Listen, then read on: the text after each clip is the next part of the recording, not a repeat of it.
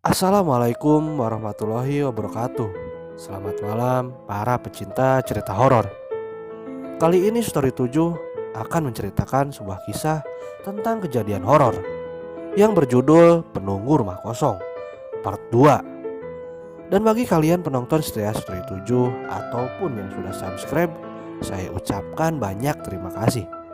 Semoga rezeki kalian lancar dan juga diberi kesehatan. Amin. Dan mari kita ke ceritanya. Selamat mendengarkan.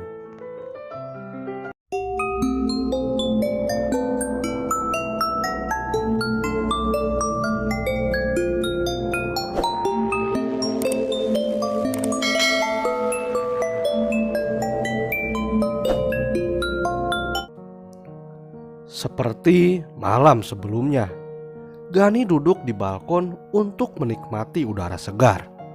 Samar-samar dari kejauhan, ia kembali melihat sosok perempuan berjalan mendekat.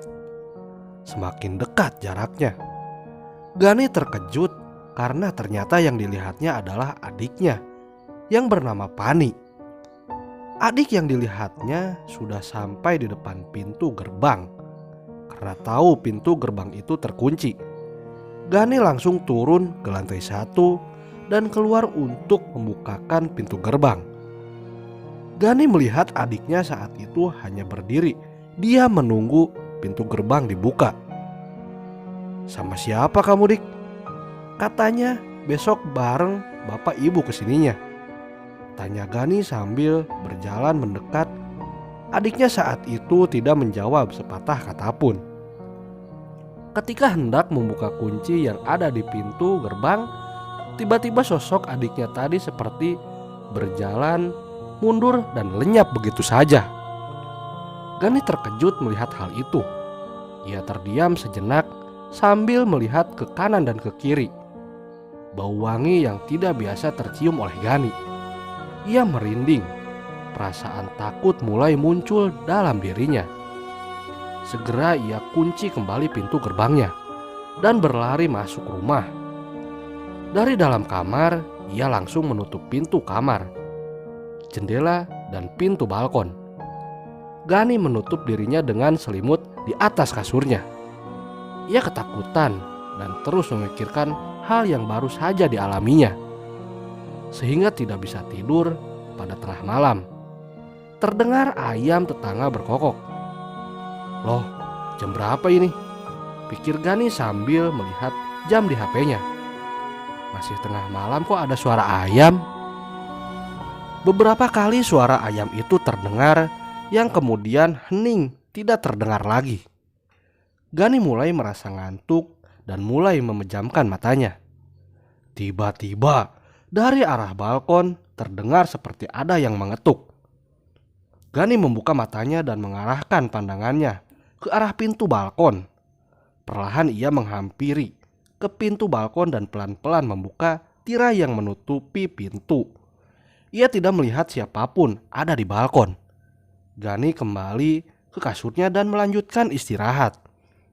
Sesekali ia mengarahkan pandangannya ke arah pintu balkon yang saat itu tidak tertutup penuh oleh tirai, sehingga area luar bisa terlihat dari dalam.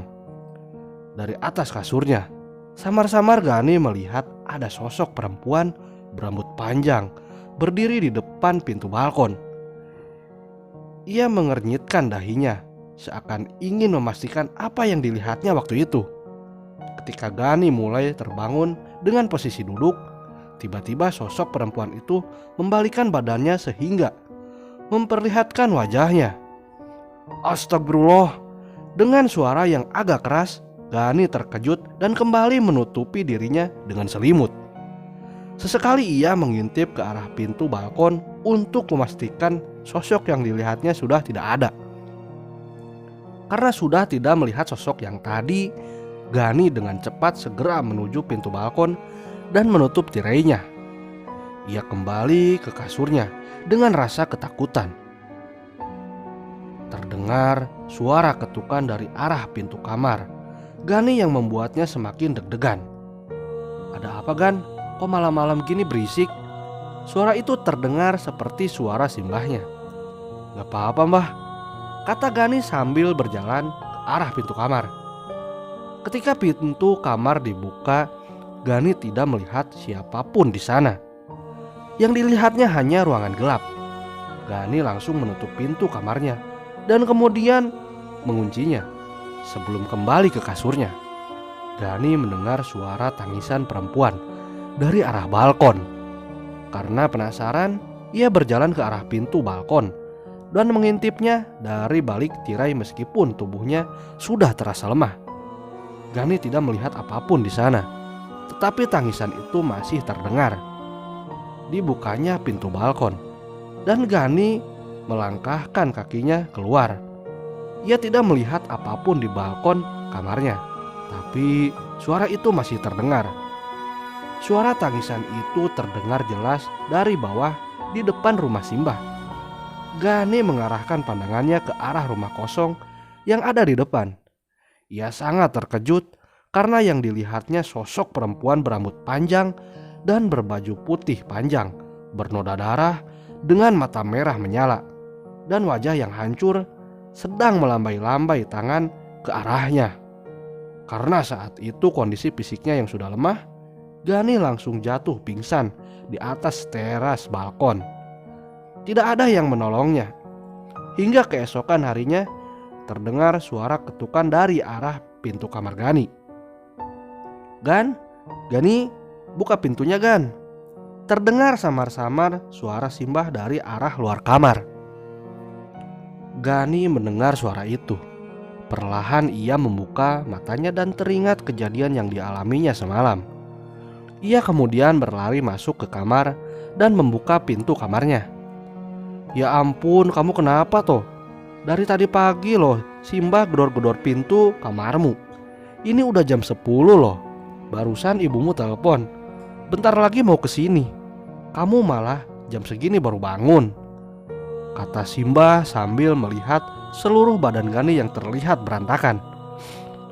"Maaf mbah, semalam aku ada yang gangguin. Aku semalam pingsan di balkon mbah. Aku diganggu hantu perempuan dari depan rumah mbah," kata Gani yang masih terlihat ketakutan. "Aisyah maksudmu?" kata nenek dengan suara yang lebih rendah dari sebelumnya. "Hah? Aisyah? Siapa itu mbah?" tanya Gani penasaran. Warga sini sudah pada tahu. Dulu beberapa warga sini juga banyak yang diganggu.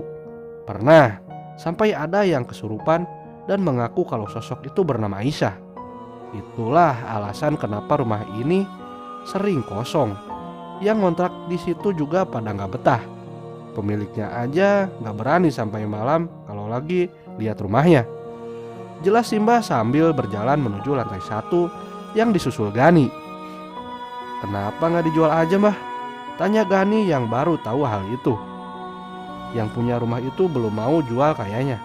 Lagian mereka juga sepertinya nggak yakin kalau rumah ini bakal laku. Tapi ya mudah-mudahan besok kamu nggak diganggu lagi. "Mudah-mudahan ya. Nanti malam aku pindah kamar bawah aja deh. Biar kalau ada apa-apa langsung bisa lari ke Simbah," kata Gani sambil memegang pundak Simbahnya. Entah ada apa di balik cerita rumah kosong depan rumah Simbah. Yang jelas setelah kejadian itu Gani tidak berani lagi tidur di lantai 2. Siapa Aisyah itu masih menjadi pertanyaan dalam pikiran Gani.